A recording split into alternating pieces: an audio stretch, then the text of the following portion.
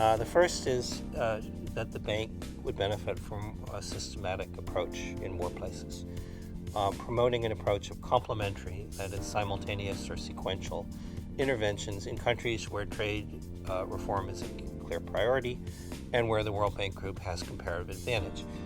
We understand there are many actors, and so it's not always the World Bank who's doing all these things or necessarily taking the lead, but there are missed opportunities where we're doing one thing and we might be doing others.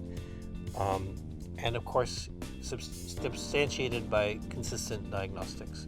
One of the things we found is where the country had done a good diagnostic, there tended to be a kind of flow of reforms after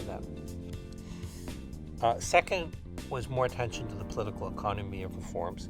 And here, it's the bank's efforts to identify and mitigate the risks from political economy factors by more systematically using the tools it has, like the two I mentioned, stakeholder mapping and public-private dialogue. Third, more attention to the public policy objectives of trade regulations.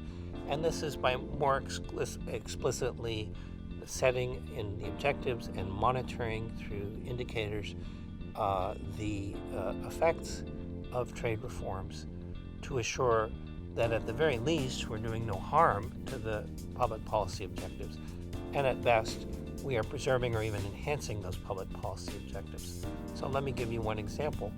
It's presumed that using risk-based inspection is going to improve the effectiveness of food safety regulations at the border. But wouldn't it be nice to have evidence to this and to be collecting that evidence through our work in the field?